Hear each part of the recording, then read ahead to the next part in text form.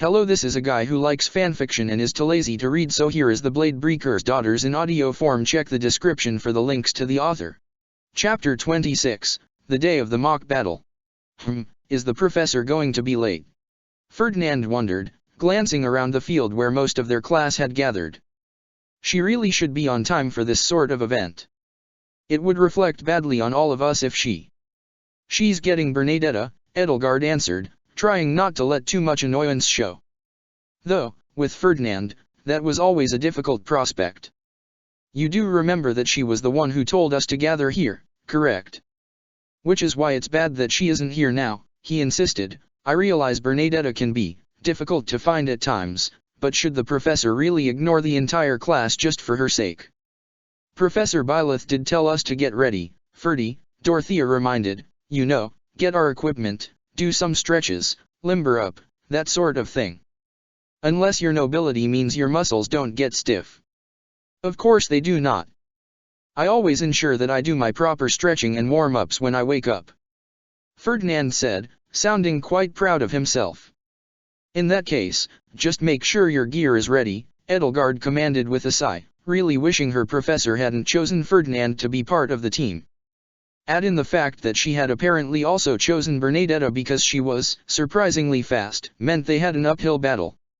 Sorry I'm late. Speaking of, it seemed the professor had arrived, walking up with an unconscious Bernadetta under her arm. Professor, what happened? She keeps running away from me for some reason, Byleth explained with a small frown on her face. She ended up exhausting herself when I tried to bring her here, so I don't think she'll be able to be in the mock battle. I see. Well, have you given any thoughts for who will be replacing her? I can offer some recommendations should you wish. Though, aside from Lindhart, any of them would be a good choice to take up the empty space. Yeah, Emily Korsch. Edelgard blinked. Excuse me. Came the surprised voice of a rather plain-looking, brown-haired student, standing off to the side, away from the main group, like an extra in a play. May I ask your reasoning, Professor? She holds herself well. Even if she hasn't been joining in during combat practice, she's always light on her feet and can move quickly. Oh, no, I'm not that great, Emily said, very clearly lying. It was almost said how plainly a flash of irritation crossed her face at being singled out before she managed to affect a nervous expression. I think you could help. The professor didn't seem to notice though. Or perhaps she did and simply didn't care. It's a good opportunity, right? I really shouldn't. I mean, I'm not worthy to stand with such prestigious people.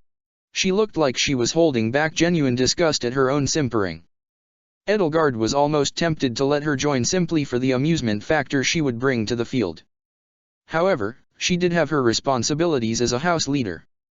Professor, I along with Dorothea, Hubert, and Ferdinand would suffice as a full team, would we not? I realize it's not what you planned for, but I'm sure we would suffice. I guess. I thought it might be a good opportunity for her though, Byleth relented. Are you okay with joining, Dorothea? Of course, Professor. I'll show the other classes not to underestimate us. Nodding at her enthusiasm, Byleth walked over to Caspar and extended Bernadetta to him. Can you keep an eye on her? Oh, sure Professor, he said with a grin as he took the unconscious girl. Hey, Lynn, you know any spells that could help with exhaustion? Not unless someone cast a sleep spell on her, the tired-sounding student said, sitting on the grassy field since he wouldn't be involved in the battle. In fact, he seemed quite relaxed as he seemed to be reading a tome about crests. Is that why you are always falling over? Petra asked, such a spell is sounding devious. Nah, that's just how Lynn is. Do make sure to take care. Byleth said, before regarding the students she'd take into combat. Now then, I'll have to rethink my plan. Was your idea not to split into teams of 2? Ferdinand asked. Clearly the idea can still work, Dorothea and Hubert in one, with Edelgard and I in the other. No, it'll be 1 mage and 1 melee combatant in each group, Byleth said, shutting that down. It's a simple tactic, but an effective one. In that case, Lady Edelgard and I will be on one team, Hubert suggested. No, Byleth said, shooting another idea down. In terms of magic capabilities you are stronger than Dorothea, so having you and Edelgard on one team would make it unbalanced. Not to mention you won't always be working with someone you're used to. This isn't just a battle, it's also to test how capable you all are. Very well, I shall follow your command for now, but if we were to lose this battle, well, we shall only have you to blame. I am the field commander, so it's only fair. Speaking of, how shall we be moving, Professor? Edelgard asked as they began to walk towards their starting position. We have been given a rather disadvantageous starting point compared to the lions and deer, and I fear if we attempt to attack one, we may end up getting surrounded by the other. If we focus on the lions first, but not if we attack the deer first, Byleth said as they started getting ready. The blue lions are too focused on honor, so they won't attack someone from behind. She stopped to think for a moment. Well, since Shay isn't going to be allowed to fight, they won't. The lions are a rather straightforward lot, aren't they? Hubert mockingly noted. That's if they are as noble as they claim to be, Ferdinand replied. Aside from Felix, I doubt any of them would rush in to attack us, Dorothea pointed out. Sylvain might, but he would be easy to handle. Hence why Ferdinand and Hubert will lead the way to the Golden Deer while you and Edelgard will follow behind and keep an eye out in case any blue lions attack us. A sound strategy, Professor. And with good timing, Byleth heard her dad speak, his voice being amplified to carry across the field. I'm sure you all understand already, but the house that defeats the other two houses wins this battle. Defeat is decided when a house loses all its members, or if their commander is taken out. Fighting is to go on until either blood is drawn, or someone yields, in which case they are to leave the battlefield. Sounds simple enough. Are you ready, Professor? Edelgard asked, as Byleth noted she was affixing a shield onto her offhand. I'll make sure we bring home the victory. So confident. This will be interesting, Edelgard said with a smile. Let the mock battle commence. Well well. It seems fate favors me today. To think I, Ferdinand von Aegir, would be fortunate enough to face off against my rival in nobility on this day. Ahahaha. You think of yourself as my rival? Oh no, you are quite mistaken, my foolish friend, for I, Lorenz Helman Gloucester, stand above all other nobles in my most esteemed bearing. Ha! And here I thought you were a gentleman. But now I clearly see just how inflated your arrogance is. Not to worry though, I, Ferdinand von Aegir, shall gladly puncture that ego of yours. As though you could. For I, Lorenz Helman Gloucester. Hubert watched the, whatever this was in front of him continue on, and briefly considered just blasting Lorenz in the chest. And maybe Ferdinand too for good measure, really, as he considered it, and as the two nobles continued their pontificating, the ideal gradually grew further in appeal to the point that he was actively wondering why he wasn't. Very well. Hubert, stay back. I shall handle this matter on my own. Hubert started slightly at being addressed by Ferdinand, before just raising an eyebrow at his partner for the excursion. He couldn't help but wonder if the professor had done this deliberately to get Ferdinand out of the way. If so, he would commend her for the decision, if not for the fact that he had to deal with the idiot in the meantime. Stand aside, Ignatz. This is a matter of noble honor, and I shall handle it on my own. They even sounded the same, though there were slight differences to their arrogance, almost akin to subtle flavorings.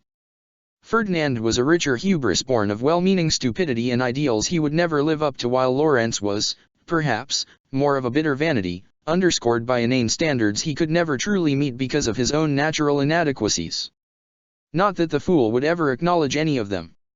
So, should we be fighting? And then there was Ignatz. Do you want to fight me? Hubert asked, turning up the natural menace his voice carried as he glanced down at the shorter boy as though he were a bug barely worth considering crushing. We are still in the middle of a battle. There really was no response to that aside from blasting the younger man in the chest with a weak ball of magic. Nothing anywhere near dangerous, but enough to knock him solidly off his feet and, therefore, out of the battle. Ow! Ignatz groaned from the ground while Hubert turned his attention back towards the noble idiots circling each other like a pair of dogs trying to assert dominance. It was ridiculous in all respects, and he was fairly certain his time would be better spent anywhere else, up until he noticed a new face stumbling out of the trees nearby. Swear, The monastery has gotta be in this direction, eh? Shay Eisner, younger sister to their newest professor and member of the Blue Lion's house, blinked in obvious confusion at the scene she just wandered into. Wait, aren't you Shay? What are you doing here? Ferdinand asked a moment after Lawrence noticed her presence. Did the academy allow you to join the mock battle after all? Huh? Oh, no, wait. Hubert just had an idea.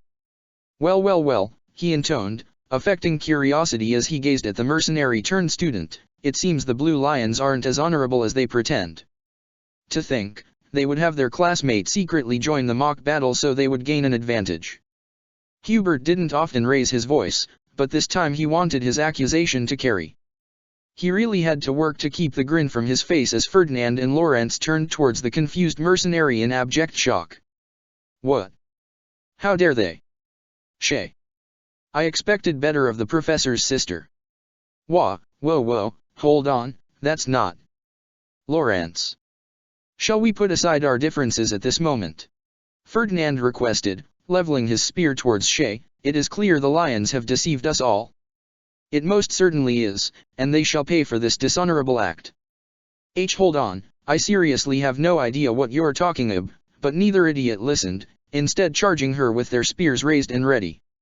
And a moment later, Hubert stepped to the side so Ferdinand wouldn't hit him as he sailed past, launched by a very frazzled mercenary. Ignatz, in his prone position, was less than lucky given Lawrence landed straight on top of him. Okay, could someone explain what just? Hey. That was Casper's voice.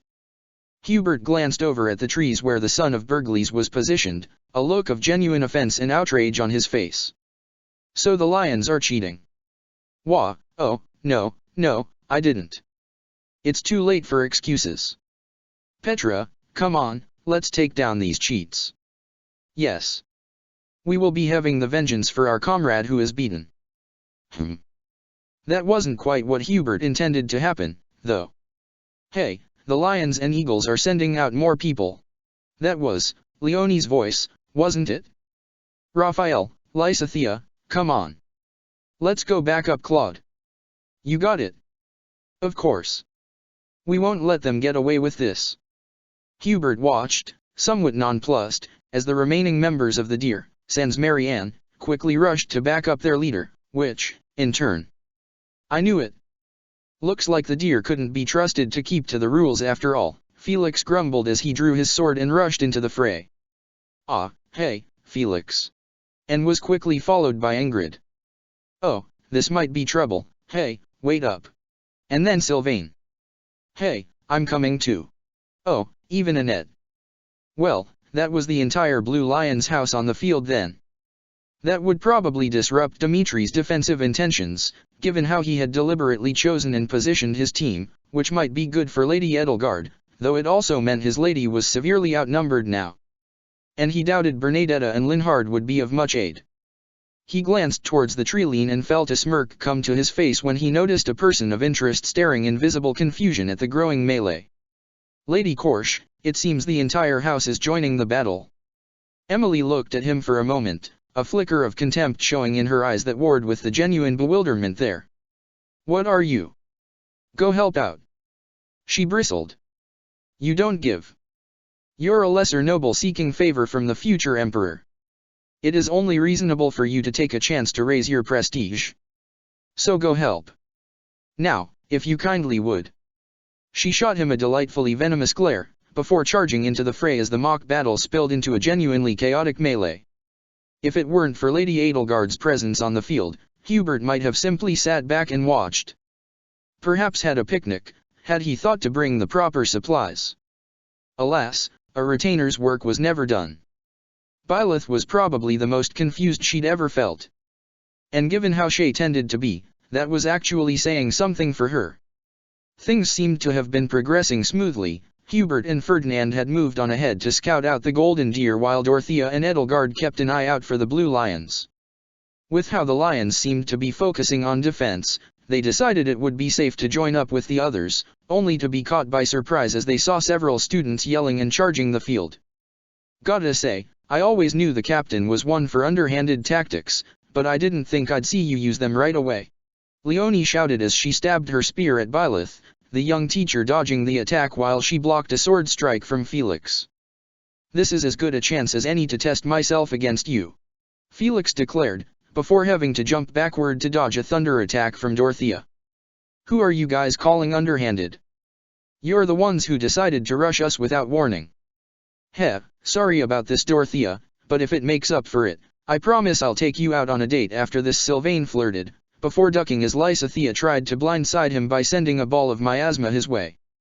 "I must admit, I always wanted to cross blades with you, but I never thought it'd be like this," Ingrid said, leveling her spear at Edelgard with a noticeable edge to her voice. "If it's a match you want, then very well, I won't back down."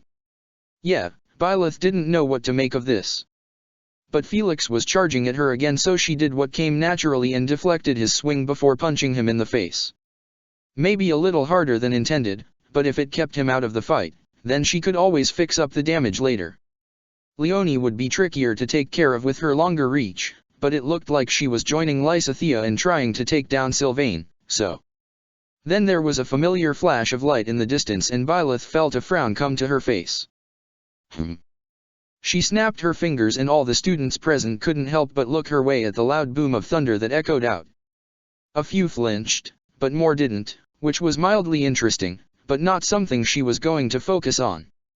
"Things have gotten out of hand. I'll be right back.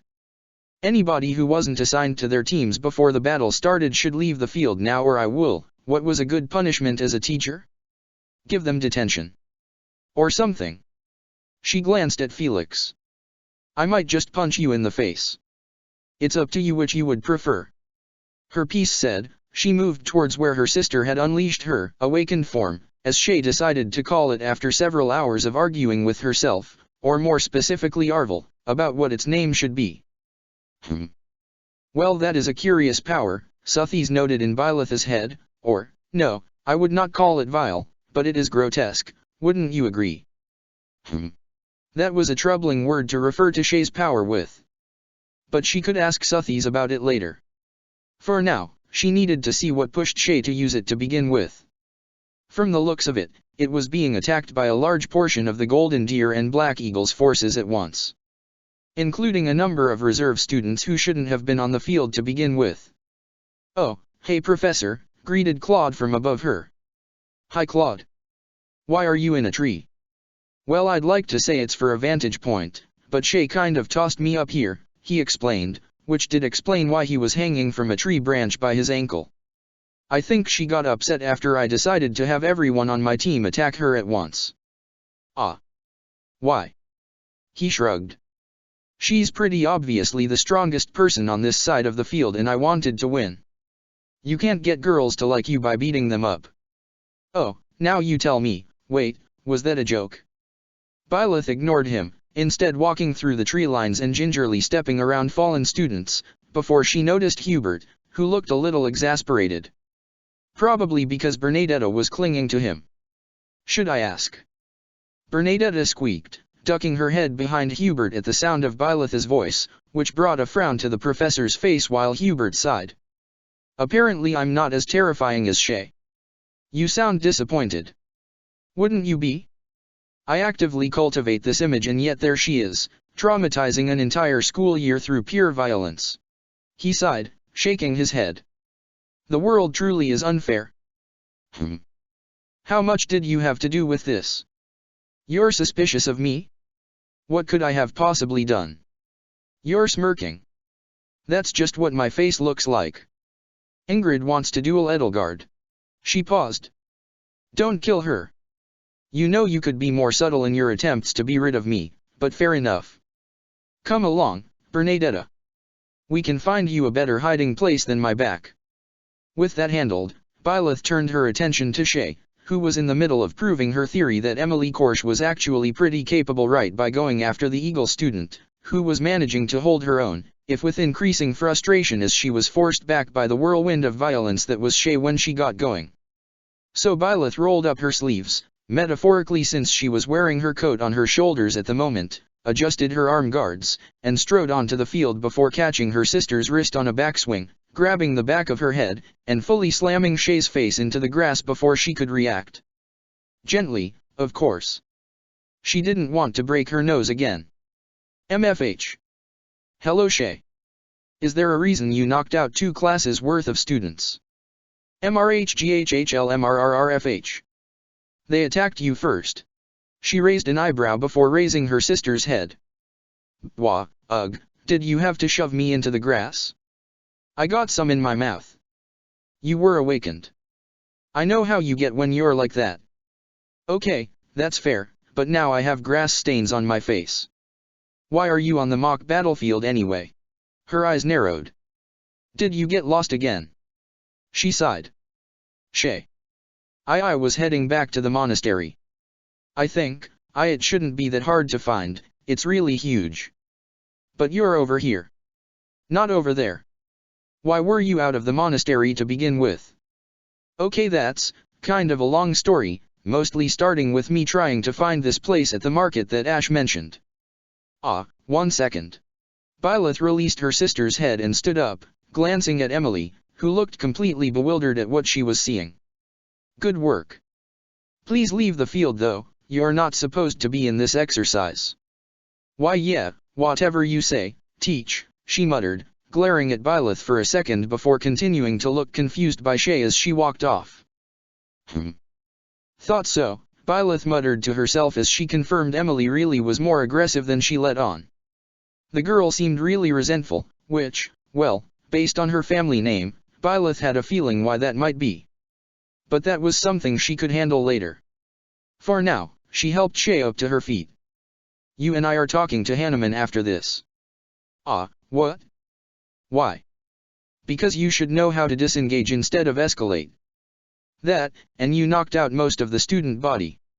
I mean, that's probably exaggerating.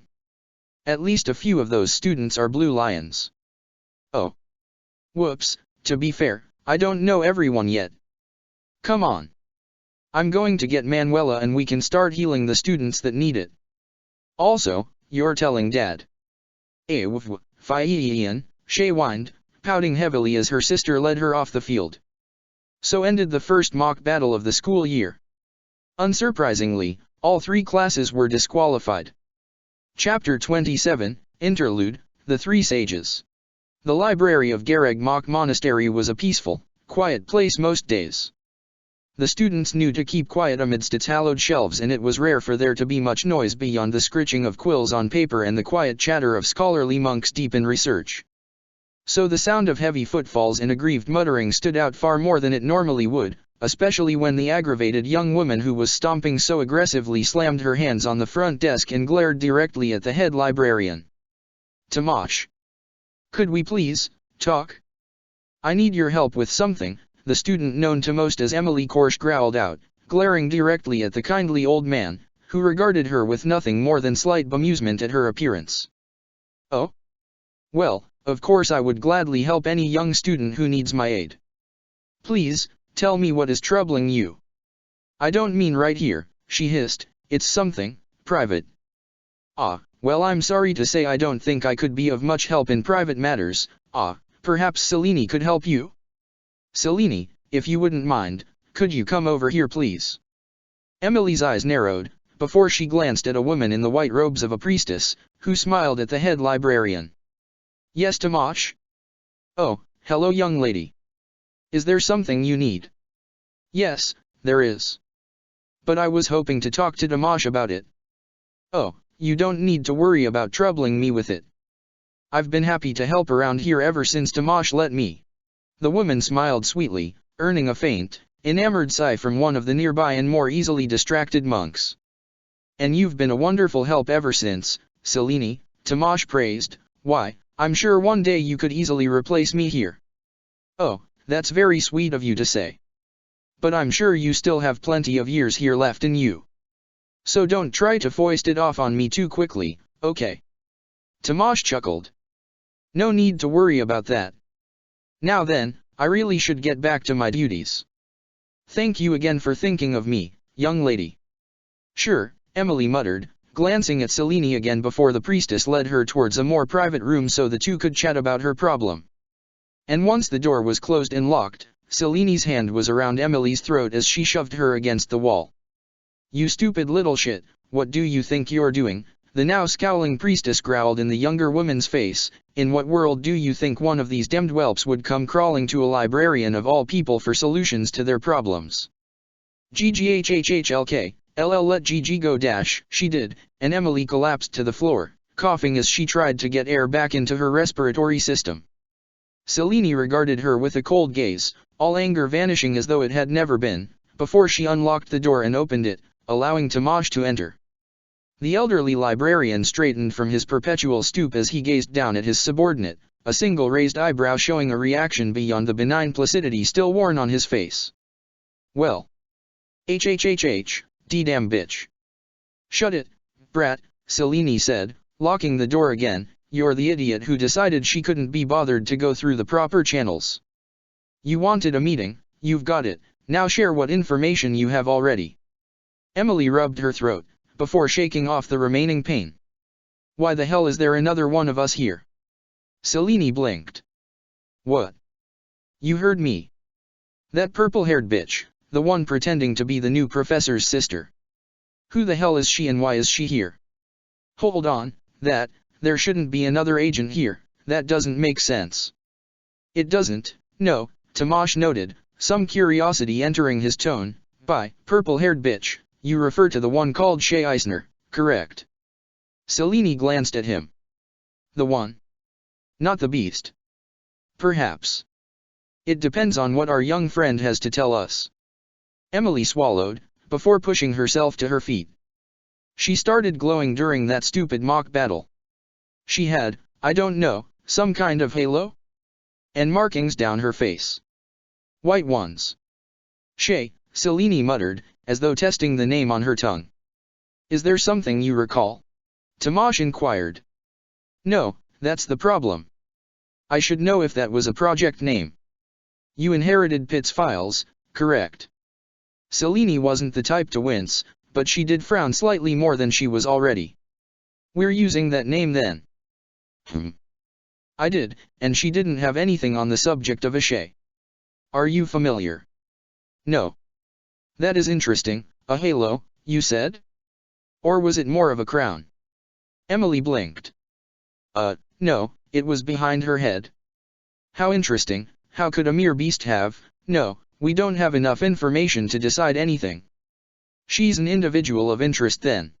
Selene asked. "She might be. She caught my attention already, though it was brief. She seemed put off by my appearance. As though she recognized you." "Not quite.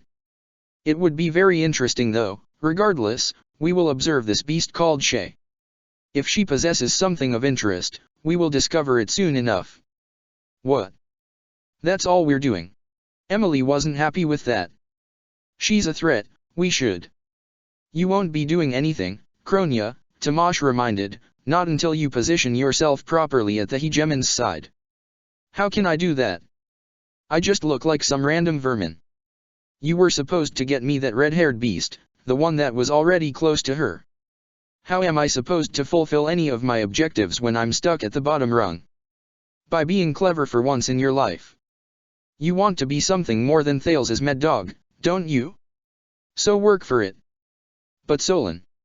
"No names," Selene chided, prompting Kronia to glare at the older woman. "Or else what, Bias?" "Well, if you want to insist on risking discovery, I won't stop you," Bias said, regarding her junior with a cold gaze. "And neither will I save you when the abominations come to eat you alive. If that is all then." Tomasz adjusted his posture again, settling into his normal stoop. "Do not attempt to contact me in this way again, Kronia. I won't have you jeopardizing everything we are working towards because of some foolish impatience. Am I understood?" "Understood, sir." "Good. Now go, the last thing we need is anyone getting suspicious because you had us meet up like this," Bias said, before unlocking the door, getting Kronia to glare at her before she left. "Still, we should figure out if Mycon or Cleobulus might have sent someone else. Those two have gotten far too arrogant. Only once we confirm whether or not Shay is one of us," Tomasz said as he began to head out. "Though, knowing those two, it was far too likely they wanted to one-up the other. Those two were far too idiotic, particularly without Thales to rein them in. If they weren't careful, they would all end up destroying one another as though they were mere beasts. "There you are, my king." "Ah, Cornelia," greeted the king on his throne, a goblet in one hand while the other rested on the lower back of the woman in his lap. Or, to be more specific, the wretched drunk known as Rufus Thierry Blad slurred a reply from his position on a leather chair in his lounge, his wine-stained shirt open to bare most of his chest while his free hand lazily groped the rear of the scantily clad courtesan cuddling up to him while he was being entertained by another barely dressed dancer. "To what do I owe the pleasure, milady Arnhem? Have you a care to join my revelries?" Cleobulus of Agar then smiled through the stolen lips of Cornelia Arnhem, regarding the useful wretch in front of her with a pleasantry far too thick to allow even a hint of the seething contempt beneath it show. It almost became difficult with how clearly the king regent was leering at her breasts, but she was quite practiced at her role. "Unfortunately not, my king. I merely wished to speak with you regarding some matters we previously discussed." "Oh, that. All right, off," he commanded, pushing the woman in his lap up, prompting a surprised noise from her. "Ah, do you wish us to leave, your grace?" And Rufus's smile immediately dropped. "It's your majesty. I am the king, understood? Now get out before I have you beaten for insulting royalty." The woman stiffened, but nodded hurriedly and left along with her cohort. Rufus watched them leave, then sank back, pressing his hands to his face. "Goddess, what is wrong with me? I should apologize." "No, you shouldn't, my king. It is as you say, you are the king. You can't let your lessers disrespect you," Cornelia said as she approached him, putting a hand on his shoulder in a gesture he would probably take as comforting. She mainly used it as a way to steady herself as she leaned down towards him though. "A king must be strong and proud, and we both know how strong and proud you are." "Yes. Yes, of course." Rufus breathed slowly, dragging his hands down his face before he looked up at his only real confidant. "What did you want to discuss? Is this about that order you used to belong to?" "Not quite, though it is related. MNNH, look, if your mages need more funding, they can have it. Or is this about the crest stones again?" Cornelia chuckled. "Ah, you're getting colder, my king." "I am, A slight smile crossed his face, the tension starting to bleed from his body as he looked up at his advisor.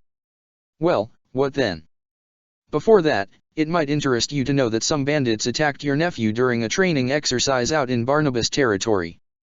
He blinked, before a complicated look crossed his face. "And, is he dead?" She smirked. "Tragically, he still lives, my king." "Humph. Having fun, are we?" "My apologies, you just looked so adorably hopeful," she teased, pretending it was affection rather than malice that prompted her to dangle his guilt-ridden hopes in front of him. "It does leave open an opportunity though. The monastery failing to care for its students is something we could press. Should we? Faergus exists because the church gives it legitimacy. Pressing them might be more detrimental than beneficial." Cornelia smirked again. Every so often, her favorite mongrel did show a glimmer of intellect in that drink-addled head of his. True. It's just something we should keep in mind, should we ever need justification to, say, declare the academy cannot be trusted to care for its students. It would be difficult. The Officers' Academy is a popular institution, many nobles have fond memories of the place, and if there were no fatalities, no one important died, right? "No, just the bandits." "Pity," the regent muttered, before a flash of guilt crossed his face that brought a bigger smile to his advisor's face. "That aside, we really should get to the meat of the matter." The way his eyes flicked towards her body just made her smirk all the more. "And that would be?" "It's not a matter we need to address immediately, in fact, it might be good to give ourselves a few months to prepare, but," she grinned, "I think we really should look into the Empire's part in the tragedy of Dusker. Myson, we have a report from Solon," announced an Agar the Dark Mage as he hurried to his superior, drawing some attention from the other bird-masked mages within the laboratory. The warlock whose attention he sought didn't reply though, instead keeping his shadowed eyes on the caskets lined up along the walls. In particular, he kept his eyes on the metallic box marked with the Felstar's symbol, the crest of flames. Mycen? Sir. Is it important? The mage jolted, then nodded. Yes, I believe it is, sir. He reported that there is another Agarthan at the Abominations Monastery. One he was not informed of. The warlock glanced at him, then held out his hand for the slate containing the message. Once the mage handed it over, he perused it without a response, studying the contents, and then gripping it tightly enough to crack straight through the material. I see. Odes. The project leader, marked by the clothes of a dark bishop, looked up at being addressed. Yes, sir. Keep an eye on the revival project. I have matters requiring my attention. Understood, sir. The halls of Shamhala shone with artificial light. Nothing close to the daylight that was just out of reach, but bright enough to keep the Agarthan people from fully descending into madness in the depths of their great city. A city that buzzed with a hurried energy under its new leadership. Mycen knew the value Thales had. It was impossible to deny that their great leader had carried Agartha through its darkest days since the Felstar and its abominations turned their baleful gaze upon the only true humans upon this accursed world, but neither could he deny that the old man had been a weight upon their backs. His leadership had carried them, certainly, but it clung to them too, dragging them down even as he claimed he would raise them up. What else could explain how it took over 1,000 years to even get as close as they were now to liberation? Thales had his place, but now that he was dead, it was time for change. As he arrived at his former leader's room, Mycen glared up at the inert apparatuses he could not access. If the blind old fool had to die, he could have at least provided entry to his systems. Losing the javelins put them at a distinct disadvantage they wouldn't have to deal with if the dastard had truly trusted anyone. It only goes to show that Thales truly was unworthy of the leadership he held. Not like Mycen, who had 100 projects running and 1,000 more churning in his head. If the javelins were inaccessible, then he would merely create better weapons. If the Flame Emperor could not be brought to heel, then he would make his own king of liberation. And if he truly must face the so-called children of the goddess directly, then he would simply make gods of his own. A smile came to his face at that thought. To build a god, only one Agarthan had tried to do similar in their history. And wasn't it quite the sign that a girl with his power would appear at this time? A girl with the power of Epimenides, it truly was a new dawn for the people of Agartha. Chapter 28, Aftermath. So, it turns out accidentally stumbling onto the mock battlefield and causing all the students to rush to the field too gets you in trouble. Apparently, even though it was only practice, it was incredibly disrespectful to tarnish the traditions of the academy. At least, according to the rant Seath gave them once they got back to the monastery and the disapproving lecture Geralt personally gave Shay, though she was pretty sure the only reason he was giving it was because Seath was so annoyed. As such, they were all assigned to something Shay knew all too well. Chore duty. To be specific, it seemed that it was to be expected that the students assist with chores every week, to help build up discipline and such. But thanks to their actions at the mock battle, rather than having only to help out with chores one day out of the week, they were expected to do so every day for a full week. And while normally Shay was used to chores, turns out there was one here she didn't expect, pulling out weeds. I can't believe I have to do this rather than spend my time studying. Doesn't help that one of the people she was assigned with kept complaining. Come on Lysithea, the more you complain the longer it'll take. Not that Shay didn't understand, turns out having to kneel down to pull weeds out was killer on her back. I don't want to hear that from you. You're the one that got us into this mess. Technically, it's Ferdinand and Lorenz's fault for charging her first without bothering to talk to her, Edelgard chimed in from where she was pulling out weeds. Technically she didn't even need to be there, since the students who had already been part of the mock battle, and those who didn't rush in, weren't getting punished. Even so, she volunteered to do so, saying as the house leader it was her fault for not being able to control her housemates. Yeah, I was just defending myself. And I suppose fighting everyone else on the field was just defending yourself too. Lysithea snarked. Yes. Basically.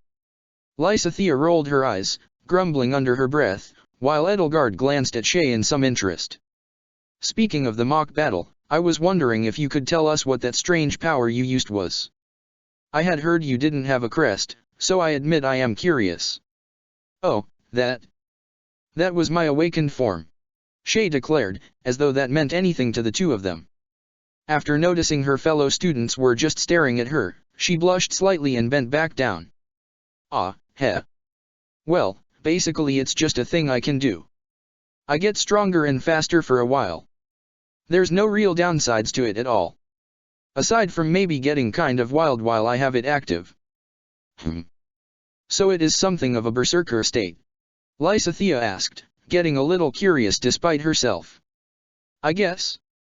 I don't completely lose it, it's just when there's tons of people all around me that I don't recognize immediately and are being aggressive, I just kind of let loose. I didn't hurt anybody too bad though, right? You didn't, no, though you certainly made an impression on everyone, Edelgard noted. Well hey, that's a good thing, right? I'm a mercenary, if I'm leaving an impression, that means people will want me on their side. Lysithea scoffed. Or they'll be terrified of you like Varley.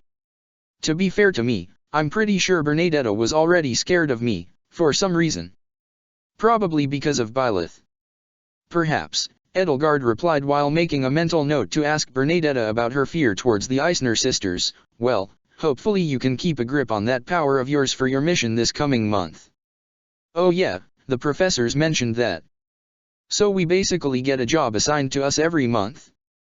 Do we get paid? Almost every month. Sometimes there are other activities that take precedent, and no, we do not get paid. Shay pouted. That's lame.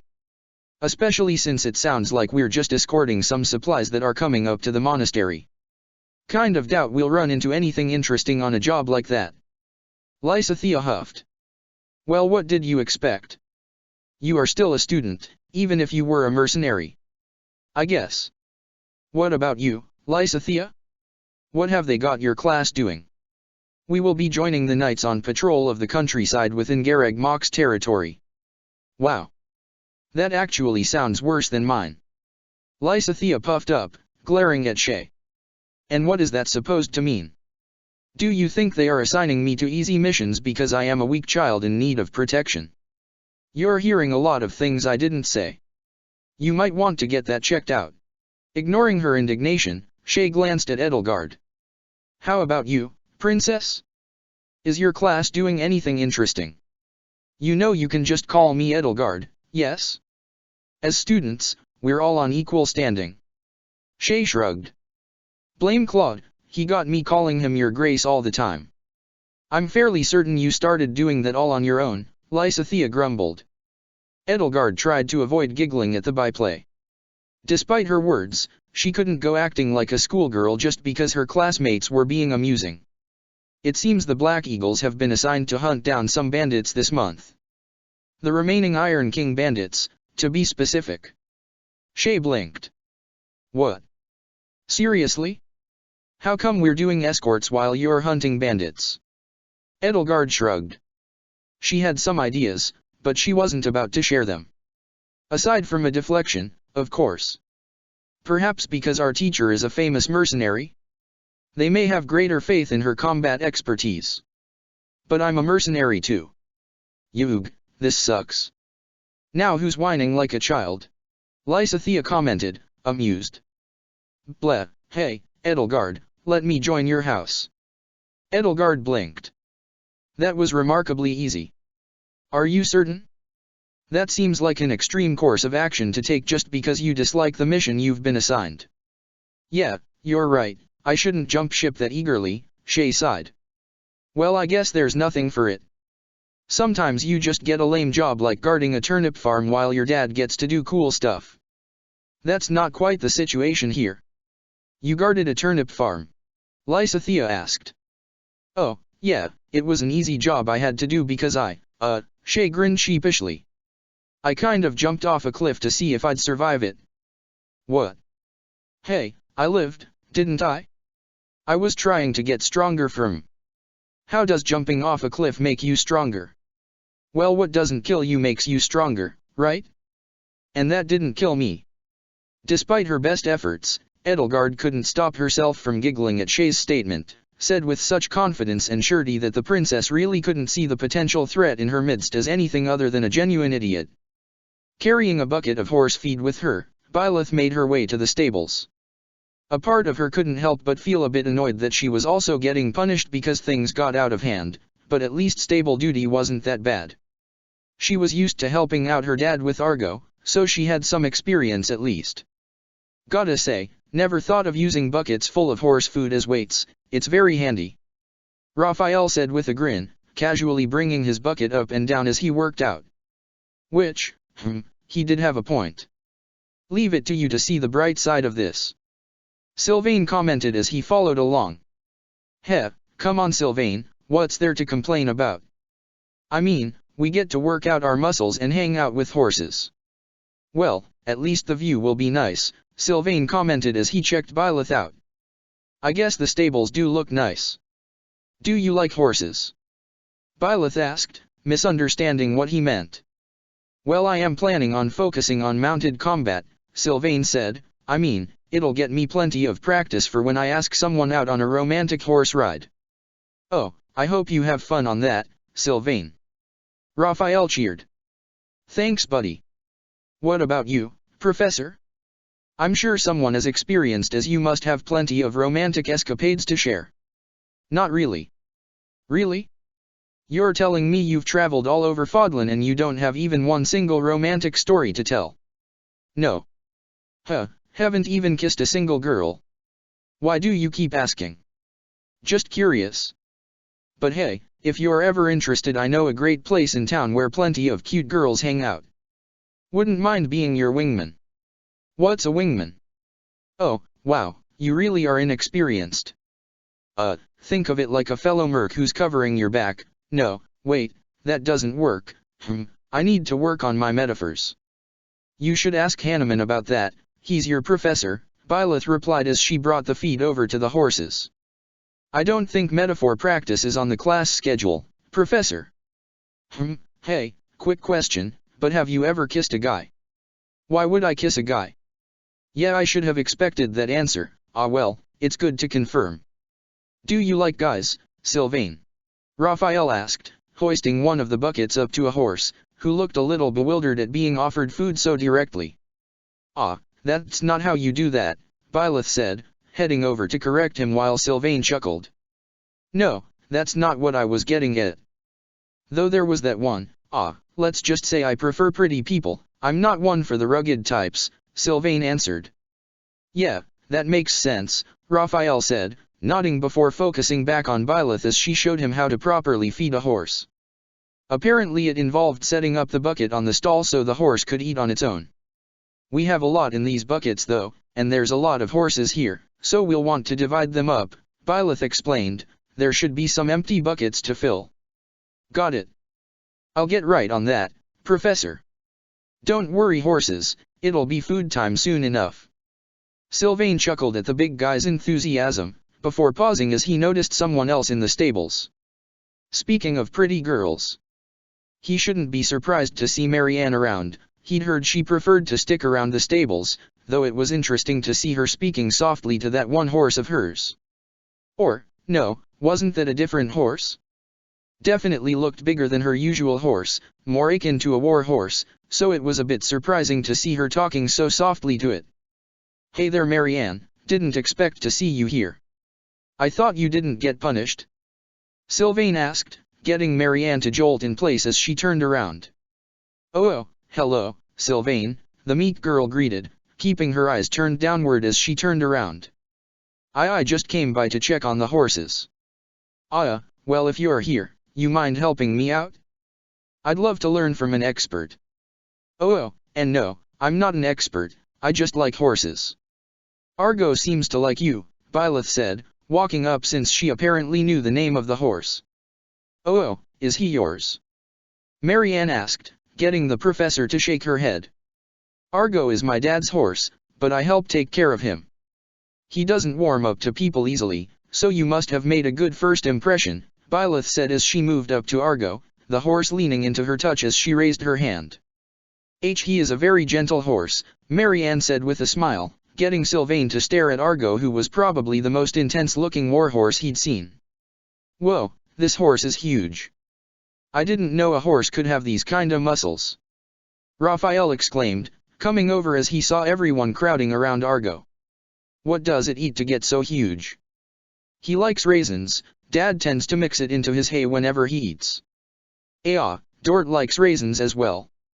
I'll make sure to bring some for him next time. Thank you, Marianne said with a slight smile, getting Byleth to smile back. She had heard Marianne was shy, but she seemed easy to talk to. Maybe because they both liked horses? Maybe finding a common ground with Bernadetta would help with her easily frightened student. But what did they have in common? Well, they were both good at running, so maybe that would work. Even with the extra chores they had to do, the students still had classes to attend to. And the students of the Black Eagles were quite eager to see what exactly their mercenary-turned-professor had in store for their lesson. Sure, she might seem a bit off, but clearly they would be able to learn plenty from her. Edelgard herself even made sure to sit at the front of the class, ready to see what the Ashen Dragon brought to them. How many of you have killed before? They certainly weren't expecting that question though. Professor, may I ask why you are asking us that? The mission we were assigned to involves disposing of bandits, and many of you have yet to see actual combat. I'm not sure why we were assigned this mission so early into the year, but if we are to accomplish it, then I need to know who will hesitate in combat and who won't, Byleth explained. So please raise your hand if you've killed another human being before. The professor raised her own hand, making it clear that she not only had but was fully comfortable with admitting that fact. Not unsurprising, given her career, but it was remarkably blunt for an educator. So, in return for that bluntness, Edelgard openly raised her hand. To no one's surprise, Hubert also raised his with a faint smirk on his face, though a few of their classmates seemed surprised that Ferdinand was among their number. Professor, I must object to the phrasing of your request. Ferdinand said, frowning, I have never once killed an innocent person. I have only dealt with bandits and brigands that threatened the innocence of the Empire. Okay. I didn't say, raise your hand if you've killed someone innocent. I don't think any of you would be raising your hand if that was the case. Hubert made a faintly amused noise there, which made Bernadetta flinch. Odd that she was sitting so close to him to begin with though. Regardless, the professor continued. Bandits are still human, Ferdinand. You should keep that in mind. Ferdinand continued to frown, crossing his arms over his chest. They might be human, Professor, but you can't tell me they haven't given up the right to be treated as such by becoming outlaws. Yes, I can. Ferdinand, no, everyone. I want to be very clear right now. A bandit is a human being. A thief is a person. No matter who they are, no one was born into this world completely alone. The men and women we are going to face more than likely have or have had families. They have friends, they have hobbies, they have likes and dislikes. They have loved and laughed and cried just the same as all of us. It isn't unusual for bandits to be people who have fallen on hard times. Some are mercenaries who were cheated by an employer. Some are foreign soldiers that were abandoned by their lords. Some are deserters that fled from armies they were forced into. Some were merchants, farmers, or even nobles that were ruined and have chosen to fight rather than lay down and die. And they will kill you if you allow them to. The professor's tone was deadly serious as she stared out at the class, looking carefully to make sure everyone met her eyes. They are people. Do not forget that. They are also willing to kill you. Do not forget that either. As outlaws, as Ferdinand has put it, the only thing that awaits them if they are captured is the sword or the rope, and that means they will fight us to the death to avoid that fate. The fact that most of you are nobles won't deter them from that. In fact, they are more likely to target you because of that fact. Spite is the most powerful motivation a bandit has, and these are a ragtag group that just lost their leader. Do not give them any chances because they will not extend any courtesy to you. I won't force any of you to kill on this mission, but it is a mission that demands you be willing to kill. I will keep all of you safe. None of you will die if I can help it, but I cannot be everywhere, and you will need to do your best to keep yourself safe. To that effect, I will be partnering each of you up to ensure you remain as safe as possible. If you have any preferences for a partner, I will be taking that into account going forward, though I do not guarantee I will accept your choice if you simply wish to partner with a friend. Edelgard blinked, caught off guard by how easily the professor transitioned from her speech on the realities of hunting bandits to talking about pairing up the students, as though this were a mere class trip. Are there any questions? Professor Byleth asked as though it were the most natural thing in the world. Bernadetta, of all people, raised her hand. Yes, Bernadetta. CCC can WWES stay I in our rooms I instead of G going. No, Bernadetta. Oh. Chapter 29, Plagiarism and Preparation. You plagiarist. Byleth chewed on the bit of fish in her mouth before glancing up at her sister, who was frowning at her front across the table. She continued to chew, not answering, before finally swallowing. Hi Shay. Oh, don't give me that. Don't say hi. You know what I mean. They loved and laughed and cried just like us, huh? Says the woman who has never done any of those things. Byleth shrugged. It was a good line. That you stole from Dad. That was the exact same speech he gave us on our first bandit hunt. It wasn't the exact same one. I modified it for the situation. Shay scoffed before actually sitting down, still glaring at her sister indignantly from across the table. You should eat your food before it gets cold, Byleth noted. How did you even hear about my speech anyway? Dorothea told me, duh. She was talking about how intense you were about this bandit hunt thing, and guess what? She quoted you word for word, so I know exactly how much you ripped off from Dad. Is that the fried pheasant? Huh? Oh, yeah, the Deirdre style one. I figured I'd give it a try since it's from Claude's Fancy City. What did you get? Bourgeois pike. It's apparently fancy. Huh. Is it good? Pretty good. Not sure if it's fancy though. Ah, yeah, I guess it. Wait, hang on, I was mad at you. Byleth pouted. Ah, I thought I distracted you. Oh well. Also, I love you and Dad, so I have loved before. You know that's not what I meant. I'm also pretty sure that's not what that saying means. I think. Shay frowned to herself. Excuse me, Professor, do you mind if I sit here? A tired-sounding voice caught their attention as they saw Lindhart approaching. Oh, sure, Lindhart. Thank you. The student said before sitting down with them. Now, Professor, is it true that you have an undiscovered crest? According to Hanneman. Yes, he's been quite excited about it, hence why I came here. You see, I have an interest in crests myself, so I was hoping you'd let me study you. How so? Oh, nothing too intrusive, just a few samples, such as a lock of hair, or the like. You do know how weird that sounds, right? Shay asked the green-haired boy. Is it? I personally think it's a much better option than blood. Ah, speaking of, Professor, I was hoping you'd let me stay on the sidelines in the upcoming mission. My specialty is primarily healing magic, so I won't be much good on the front lines. I'll keep that in mind, and if you just need hair dash, reaching down, Byleth pulled out her dagger, before cutting off some hair to hand to Lindhart. Don't give random guys your hair, Shay chided, frowning at Lindhart. It's just hair. Besides, Lindhart is one of my students, so he's not some random guy. Still. Thank you, Professor, Lindhart said, ignoring the byplay as he took the hair and placed it in some type of sample bottle. Then he glanced at Shay. Could I request yours too?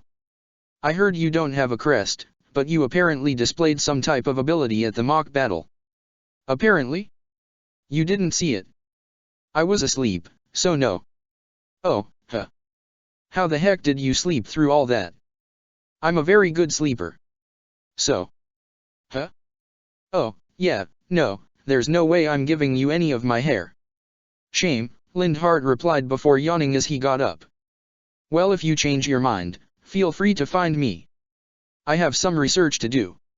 Make sure to get some rest before class tomorrow, Byleth advised as he left before turning back to Shay. So, you're friends with Dorothea? I guess. She's probably the one I talk to the most from your class. Besides, why wouldn't I want to get to know my sister's first crush? I don't have a crush on her, Byleth reiterated. So you say. Shay teased. Still, are you gonna be okay on the mission of yours? Dorothea seemed nervous about it all. Byleth shrugged as she finished her fish. The bandits aren't strong, but I need to make sure everyone is ready for it. Well, you got that new power, right? I'm sure it'll be okay with that. Not to mention the princess is pretty strong, right? Yeah, she's going to be in charge in case we split into two groups while fighting. Well, that's a start. And besides, if there's any trouble, you can always ask me for help with training them. I have a feeling if I do, you'd just beat them up until you think they're decent. What's your point? That's still training. Shay argued before her smile seemed to soften. Still, you need to take care too. Bye. You get attached to people easier than I do, so I wanna make sure you're okay. I'll be okay. Try not to show off so much on your mission. PFT, not like I'll be able to. Not much I can do for an escorting thing aside from walking slightly faster than everyone else. You'd probably get lost if you got too far ahead. We'll be going in a straight line, how am I going to get lost? How'd you get lost on your way to the monastery? I'm never gonna live that down, am I? I certainly won't let you, Byleth teased, making Shay pout. Feh, at least let me eat my meal in peace, Shay complained before beginning to eat. Oh, this is actually pretty good. Can I have some? No. Ah. The silent scratching of a quill was the only noise in the room as Byleth prepared for the upcoming mission. She was rather lucky to have the month to prepare for what was to come, but without any knowledge of where the battle would take place, all of her plans would ultimately be guesswork. If nothing else, having a near-even split of melee and ranged students meant she could partner everyone up no problem. And of course, she would be able to further pair up the groups with her and Edelgard as the respective leaders should the need arise. That being said, it was still difficult. Several of the students hadn't killed before, and there was no way of knowing how they would react. Bernadetta and Lindhart in specific didn't seem like they might take it well, given how the former was scared easily, and the latter might have an aversion to blood based on his request for samples he gave her. My, but you are taking this rather seriously. I have to, Byleth answered without looking up at Suthies. It's my job to keep my students safe and happy. You certainly took that idea to heart quite quickly. Suthies floated over her vessel's shoulder, glancing curiously at the papers she laid out. Would it help to discuss your tactics with me? I may not have all my memories yet, but I am sure I can offer plenty of wisdom. How does this look then? Byleth asked, as she slid a paper over so Suthies could read it. So you are planning to make that young archer your partner for the mission? I'm not certain how much help she would provide with how skittish she is. Hence why I'm partnering up with her. She might not handle combat well, so I'll need to keep an eye on her. I suppose I can see the logic. In that case, may I suggest partnering up the young Brigid girl with that sleepy healer rather than that boastful noble? Protecting the healer is quite important, so having someone who can react quickly would be a boon to him rather than someone who rushes in. That makes sense. I suppose I can have Dorothea pair up with Ferdinand then. The young songstress does seem to keep a level head, so she would be capable of keeping him focused. Hopefully at least. I suppose that explains why you are having that dark and brooding one paired with the short brawler. Caspar doesn't keep track of his surroundings, so Hubert can cover him there. And may I ask your reasoning for having the young emperor to be paired with that minor noble? She tried to hide it, but Emily raised her hand when I asked if anyone had killed.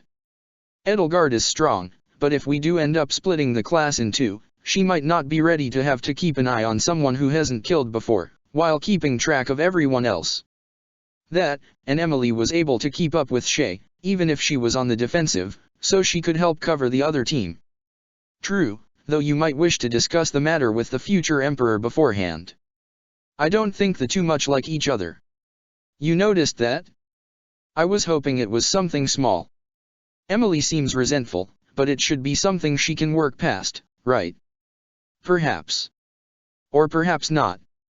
It depends on where that resentment comes from. Okay. I'll talk with both of them beforehand. I needed to discuss these plans with Edelgard either way, Byleth decided, getting up. Before you go. Moving in, Suthies grabbed onto Byleth's face. I don't know how well I will sleep if I were to behold something tragic, so I shall grant you the power to turn back the hands of time, but know this power is not infinite. As she said this, Byleth felt something rush through her, as if suddenly energized. How many times can I turn back time? If I were to hazard a guess, 3 times. Once those 3 are done, you will have to recover before you can use any more. Perhaps I'll be able to gain more in the future, but for now, those are your limits. Nodding at that, Byleth collected her papers. Thank you, Suthies. Heh, you've gotten better at showing gratitude. I suppose you aren't as much of a child as I thought, Suthies said, before she faded away. Leaving her room, Byleth made her way to Edelgard's room, seeking to speak with her first. Thankfully, while the sun was starting to set, it was still light out, so she was likely still awake. And thankfully she was as Byleth knocked on her door. Who is it? Edelgard, I needed to discuss some things with you. Professor.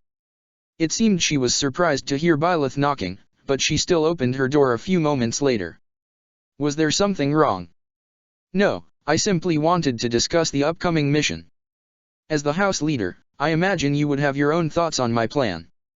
I suppose so. I am just a bit surprised you came this late in the day. One would think you would have discussed this after class or the like. Oh, should I go? No, you're already here, so I suppose it will be fine. May I know what exactly your plans are? Nodding, Byleth handed over her paper of the planned teams to the young heir. A frown became evident on her face after she read. I can understand your reasoning, but might I suggest Miss Korsh be your partner instead? I do not think we would work well together. If you can tell me why you do not like her. I can tell you and her resent one another, but if it's only something minor then I won't change the plans. That made Edelgard's eyes narrow for a moment. I would not call it resentment, but I fear that she might be more focused on attempting to curry favor from me rather than be a useful partner. But you seem okay with Dorothea. There's a difference, Edelgard stated, her voice firm. Dorothea is a commoner trying to rise from her position. She had nothing and has gained much through her own work and merit. Emily is a noble born in luxury who is trying to gain more for herself.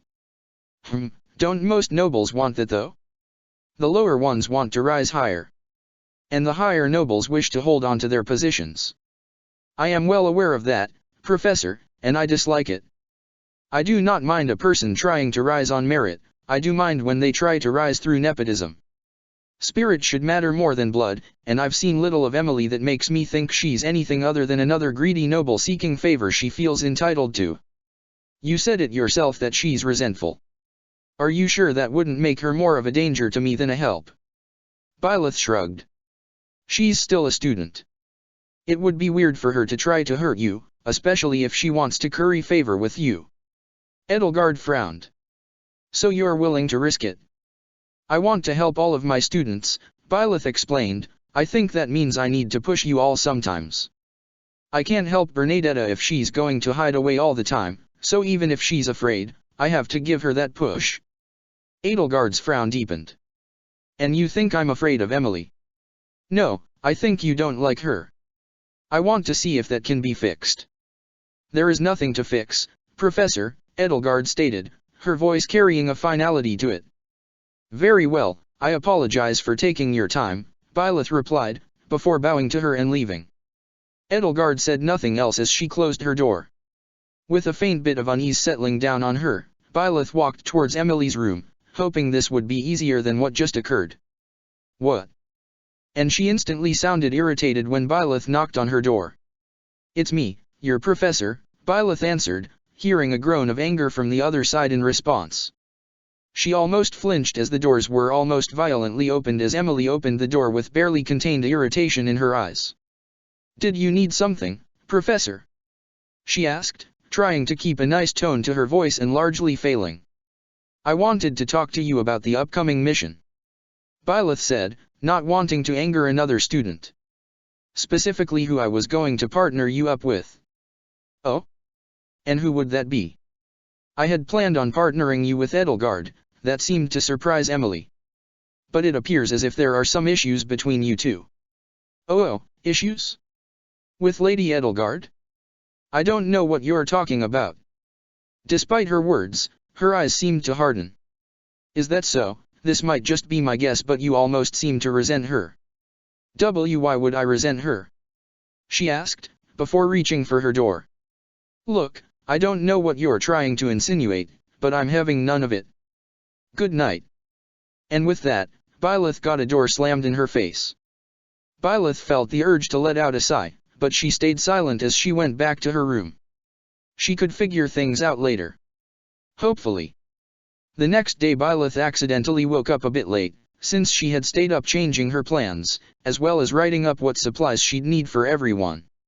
Thankfully, she managed to get to class right before the bell rang, so she wasn't late.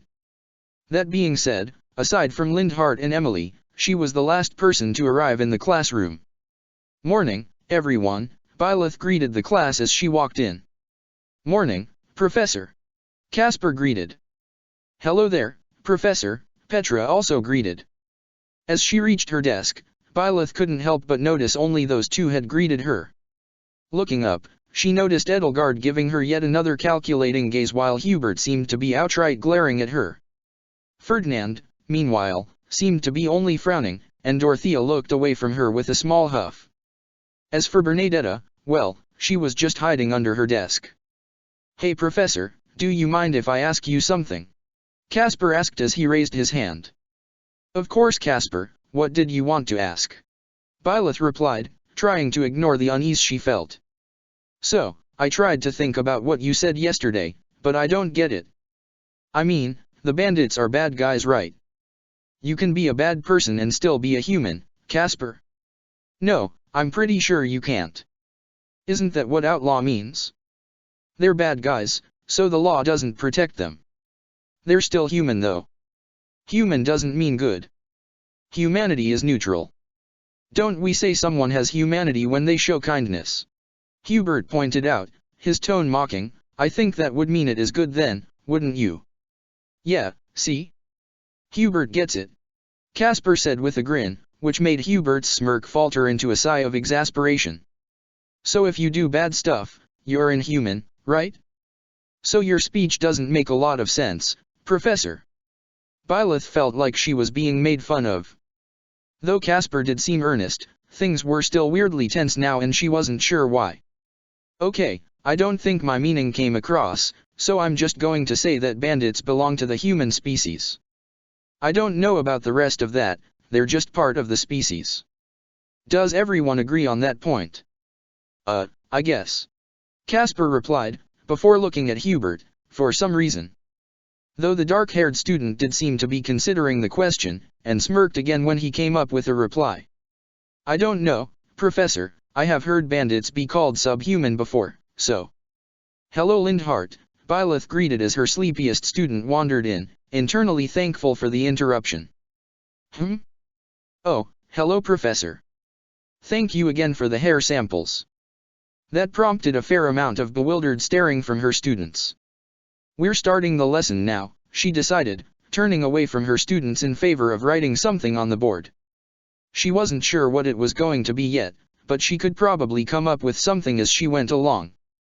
Teaching really was harder than she thought. Chapter 30, First Assignment. In the days leading up to the mission things had certainly been difficult.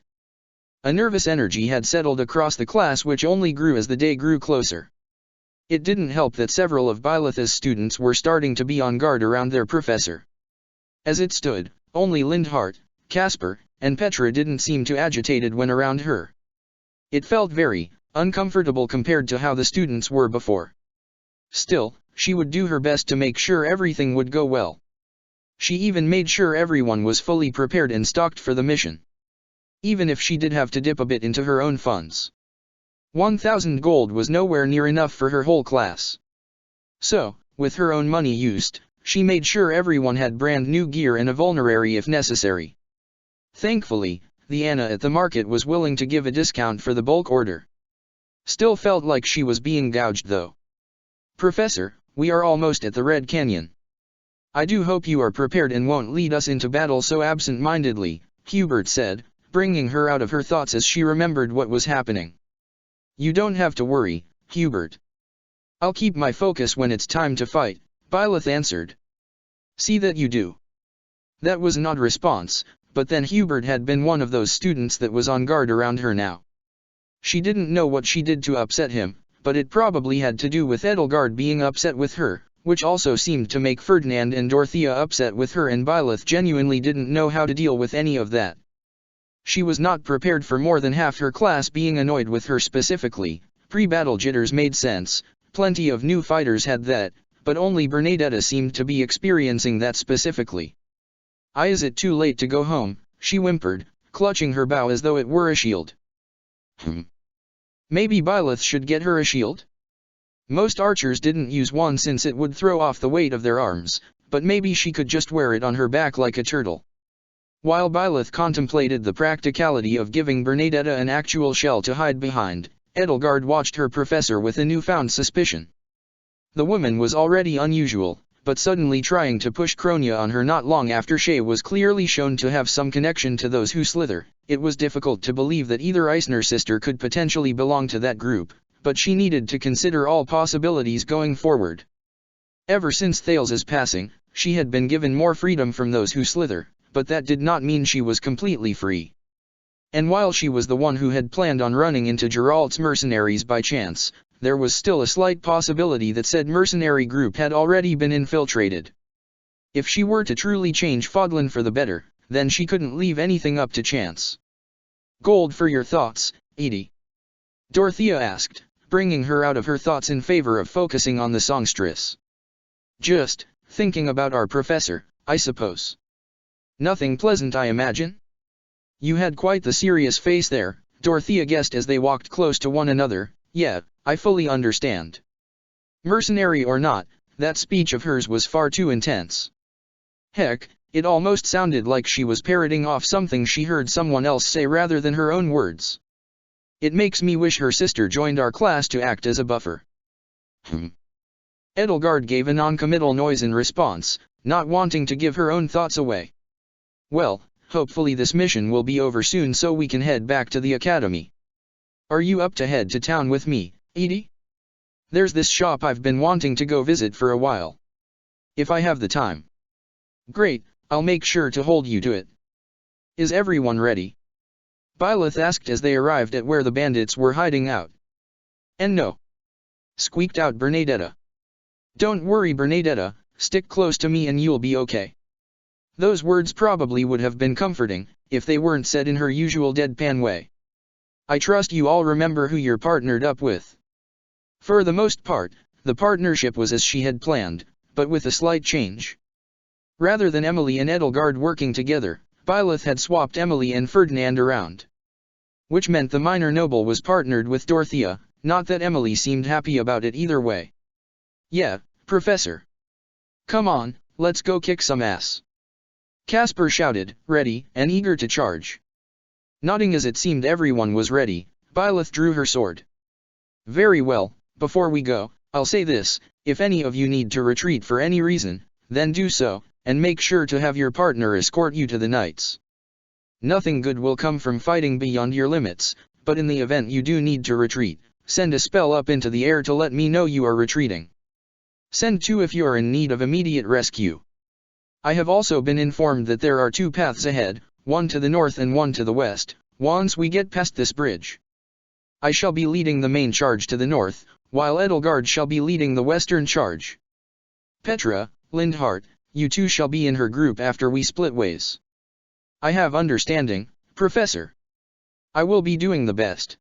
Petra affirmed, nodding sharply while Lynn sighed. Are you sure we can't just do well enough? I don't really want to be the best. I do not have understanding. Is the best a something to be doing or a something to be being? It can be either. You can do your best, or you can be the best, Byleth explained, before nodding her head to the group, so do your best to be the best, everyone. I know you'll succeed. With her piece said, the mission began. Dorothea never considered herself a fighter. Sure, she was taught how to defend herself, and had been in her own fair share of scraps defending herself or others, but there was a difference between that and what she was doing now. The worst she had done before was break a creep's arm. Now, even while it was sheathed, she couldn't help but focus on the weight of the sword at her side. She didn't know why her professor had given her a sword, when it was clear she only intended to use magic for the mission, but she found the intense mercenary a bit too unnerving to say no to. A part of her had wished Manuela had been in charge of the Eagles instead, but, well, too late for that to happen. Letting out a sigh, she couldn't help but glance at her partner for this mission. She'd never actually talked with Emily, but her poor acting aside, it was clear she held everyone there in contempt, so she wasn't exactly happy about teaming up with her. Not that she had much time to think about her as the mercenary-turned-professor began the battle by directing an opening salvo of magical attacks straight at the pair of axe-wielding brigands standing guard at the bridge. Once the two fell over before they even had a chance to react, the Eagles rushed in, with Edelgard leading the charge. If this was a play, Dorothea would almost say Edelgard and even Ferdinand looked like gallant heroes as they cut down two more bandits. As it stood, Dorothea couldn't help but grimace at the sight, especially as Caspar smashed a bandit with his fist, letting out a battle cry while Petra finished the archer next to him in one move. Shaking her head, Dorothea followed behind, before her attention was caught by Emily rushing forward as soon as Edelgard's group broke to the west. "Ah, wait. Don't break ranks!" Byleth shouted at Emily, who didn't listen as she drew her sword, immediately slashing a bandit's arm open before stabbing him in the chest as he screamed. Dorothea couldn't help but think Lindhart was lucky to be with the other group, as he definitely would have fainted at the sight if he stuck around. "Hubert, Caspar, group up with her!" Byleth shouted as she blocked an axe hit from a bandit while Emily made no attempt to return to the group. Despite her own trepidations, Dorothea raised her hand as the two students followed the professor's orders. Gritting her teeth, she sent a bolt of thunder into the bandit, knocking her away from the professor before she could swing again. She did her best to tune out the scream of pain. "Thank you," Byleth said, before her eyes scanned over to the west, able to make out Edelgard's group fighting in the distance. "Bernadetta, can you take out the mage the bandits have over there?" "Yeah," the archer squeaked, having not even drawn her bow once during the mission so far. "But what if I hit someone on our side?" "You can do it, trust me," Byleth assured, her tone even. Dorothea was starting to understand what Shay meant by her having trouble expressing herself, since she still said that in her usual monotone. Shakily drawing her bow, Bernadetta aimed, before letting the arrow loose, closing her eyes before it could land to see if it hit the target or not. Not that Dorothea could blame her, since her own gaze turned away from the arrow, which let her notice something behind Bern. Slowly shambling up, the bandit that Dorothea thought Emily killed was still alive, and gripping a dagger. Channeling her magic, Dorothea shouted as the bandit rushed towards Bernadetta. "Bern, watch out!" Edelgard couldn't help but note that facing the bandits in the canyon was very different from fighting them in the forest. Leaving aside the change in scenery, she wasn't on the defensive this time, and actually charging in to hunt them down felt harder to justify, almost. It was also something of a surprise to see them here in the Red Canyon to begin with, given that, with Costas's death, she hadn't had the opportunity to direct them anywhere in particular. She might even blame it on fate, if she believed in that kind of thing. Either way, she had little time to think about principles after the professor began the engagement by directing an opening salvo of magical attacks straight at the pair of axe-wielding brigands standing guard at the bridge. Once the duo was dead, their teams went straight into battle, and Edelgard led the charge along with Ferdinand. A fighter fell to her axe while Ferdinand drove his spear through the chest of another thief. Meanwhile, Petra handled the archer in their group, and Caspar crushed another bandit's skull beneath his fist. "Ha! That's one for me. Who's next?" Well, at least he was enthusiastic. She could focus on her classmates' reactions later, she had a mission to complete. Though, even as she said that, she did notice Linhard looked pale already from the gore strewn around. "Linhard! Focus! We're heading west," she shouted. "Ah, all right. Ugh, it's just, no, don't think about it," he muttered, hurrying along to catch up as Petra and Ferdinand moved ahead. The majority of the bandits appeared gathered at some type of ruined shrine up ahead, and she could hear shouts and panic as they realized they were about to be hit from multiple sides. Edelgard raised her shield as arrows started flying towards her, feeling some satisfaction as they bounced straight off the metal. "Find cover." Ferdinand and Petra hastened to obey while Lindhart stuck by her. Not quite the formation the professor planned, but it was working well enough as they kept the ranged bandits' attention. She could see a healer among their number, who might be a priority target, or at least he would be if he hadn't just gone down gurgling from an arrow piercing straight through his throat. "Good work, Bernadetta," Edelgard murmured under her breath, making a note to praise the girl in person later, before charging forward as the archers faltered, in large part because a ball of darkness slammed into one's head and rendered it down to blackened bone in less than a second. "And good work, Hubert." A part of her wished she had been the one in charge of the main strike force so she could keep an eye on everyone, but as it stood, this secondary path was both lower and had several rocky outcroppings blocking her sight of the others. Which meant she had little else to focus on besides the remaining bandits, one of which was standing in the middle of some ruins. "Oh come on," whined one of the bandits, "I only just got to be boss." "This is horseshit." "Ha! Did you think fortune would favor you, thief?" Ferdinand asked, grinning confidently as he leveled his spear at the bearded brigand wearing a bandana. "I would ask you to lay down your arms, but we both know." What he knew wasn't immediately clear, given the bandit snarled in pure rage and flung his axe full force at Ferdinand's skull at far too close of a distance for Edelgard to get in the way and block. Then Ferdinand was on the ground and Edelgard felt an actual flash of alarm before she realized their professor had just tackled him out of the way before blasting the bandit leader straight off the platform with a bolt of lightning through the heart. "Ah, Professor!" Ferdinand exclaimed before Byleth got off of him, her eyes scanning the area for further threats. I saw 16. How many do we have dead around here?" Huh? Ah, wait, you just saved my life." "Yeah, it happens." Eyes open, "We need to confirm the bandits are handled," she stated quite bluntly. "Why Yuri bleeding?" Byleth brushed a hand against her head, frowning as she searched for a wound before wincing slightly as she found it near the side of her head. "Ah, that's annoying." "I don't think the axe blade hit me, this might be a scrape from the fall." "A scrape? Scrapes can bleed, it happens. Maybe the axe did nick me? Though I think there would be more damage then, head wounds bleed more than most, so I wouldn't worry." She rooted around in her coat before pulling out a flask and simply downing the vulnerary, all while clearly keeping an eye out on the surrounding area. "Edelgard, do you see anything?" The future emperor started at being addressed, before she felt her face heat slightly in embarrassment at realizing she'd just been staring at the professor. No, and I think the sounds of fighting just ceased." "Right. Are you okay, Ferdinand?" "Why yes, of course. I am perfectly fine, thanks to you, Professor." Ferdinand grinned as he picked himself up, though he did frown slightly at the dust now marring his clothes. So is that mission accomplished then?" "Once we check to make sure all the bandits are handled, yes. Also, our job was to kill all of them. Don't ask for surrender with that objective." Well, I wasn't actually intending to ask that, it was more. You were taunting him then." "That's fine, but save that for when the enemy is already dead or no longer a threat."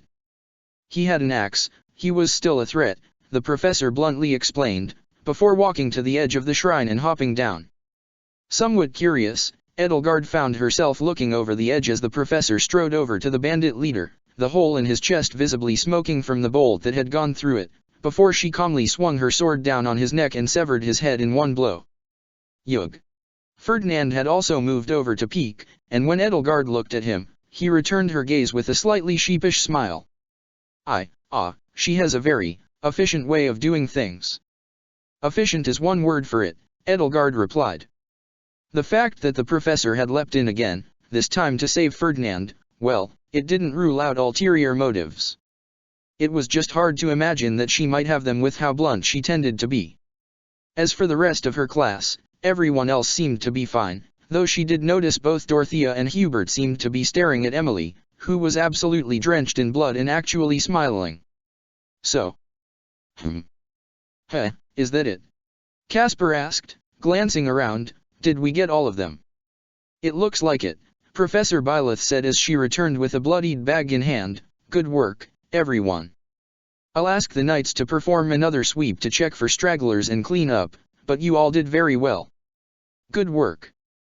There were some smiles and, in Casper's case, a cheer at the praise, before everyone began making their way back towards the monastery. They would meet up with the knights first and then be on their way back, though Edelgard did hang back, partially to make sure everyone was present and accounted for on the way back, and partially to speak with her professor after the fact.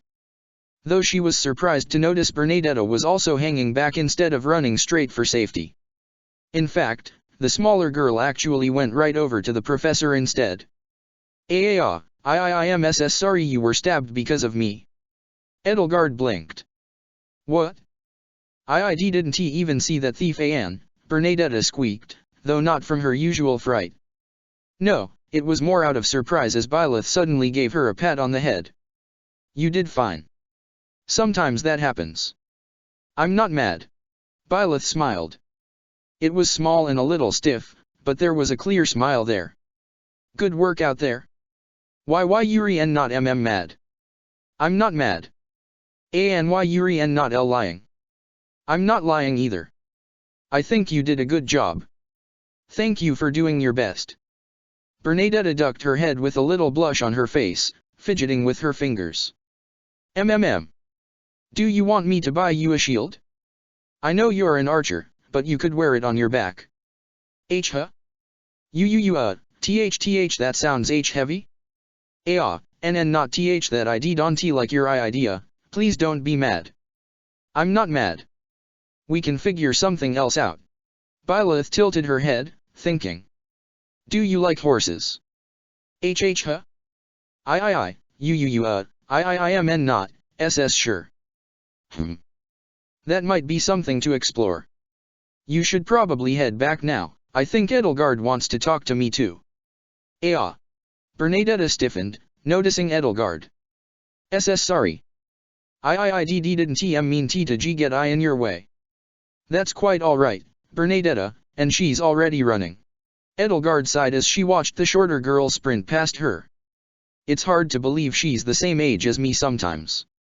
Right, she's 17, Byleth noted, 18 this year as of the 12th of the ethereal moon. Edelgard paused, then regarded her professor curiously. You know her birthday? Yeah. I looked up everyone's birthdays in the registry. I'm sorry I missed Hubert's, but I made sure to get Ferdinand flowers for his. Edelgard blinked, thinking back to Ferdinand happily declaring how he had a secret admirer who left flowers on his doorstep. I think he might have misinterpreted that gesture, Professor. He did? How? Well, never mind. I'm sure Hubert wouldn't mind receiving a birthday present. A month late, admittedly, but still. Maybe I should. I did get some stuff for my sister's classmates since 2 of them had birthdays this month, and I did give Raphael some smoked meat for his. The professor nodded to herself. Very well, I will get Hubert something too. Do you know anything he would enjoy in particular? Coffee beans and board games, Edelgard answered with a smile. Okay, thank you. Did you have something you wanted to talk with me about? No, not especially. I just wanted to make sure everyone made it back fine. Though, well, it was a risk, but she may as well ask. I will admit though, are you really just concerned for Emily's well-being? You don't have any ulterior motives? Oh. Yeah, I have one. She shrugged. I killed her uncle. Edelgard blinked. Would you care to explain? Sure. I think I mentioned being in Inver at one point to you before. I went to the Middle Frank Opera Company with my dad and sister. Shay and I wanted to make it a surprise for our dad, so she and I went to get tickets ahead of time. We encountered a noble in the street who made advances and threats towards us, so I stabbed him in his vitals and left him to die on the ground. Then I noticed there was a girl in the registry that shared the same family name as him, so I looked into her and found out what connection they had. She shrugged again. I don't feel guilty for killing him, but she's my student, so I need to make sure she's safe and happy. I don't know if she knows, but she seems to hate it here, and I can understand that, so I want to make things right. I see. Do you plan to share this information with her? Because I will point out, you just admitted to murdering a noble. That is a crime that people would take notice of. I'm not sure yet. I might. It could clear the air between us. She genuinely was that honest, huh? Professor, I'm not sure you have a correct idea of what type of person Emily is. She's trouble. And I would prefer you not hand her any rope she may attempt to hang you with. All right, I'll keep that in mind. I'm not decided yet. She does seem kind of sadistic, so it would probably be a bad idea. I'm still keeping it in mind though. That's all I ask, Professor, Edelgard replied while wondering if she needed to take steps to remove the trouble that was Emily Korsch. She also couldn't help but think, on the way back, that she'd just learned another element of interest to her professor's character. Because yes, she was the type of person to remember birthdays and get gifts even for people outside of her class, and she was also the type of person to murder someone without hesitation the instant they showed themselves to be a threat to her loved ones. Which definitely made her dangerous, but also potentially useful. It all just depended on if Edelgard could keep her on her side, and that meant she had to solve the mystery of Shay Eisner as well. She really did have her plate full. Especially since it wouldn't be long before she had to don a familiar guise again. Soon enough, the Flame Emperor would have to appear once more. In the meantime though, Edelgard watched as her professor was chewed out by Seath for trying to bring a severed head back into the monastery. She really had no idea what to make of such an utterly bizarre woman. Check the description for the links to the author.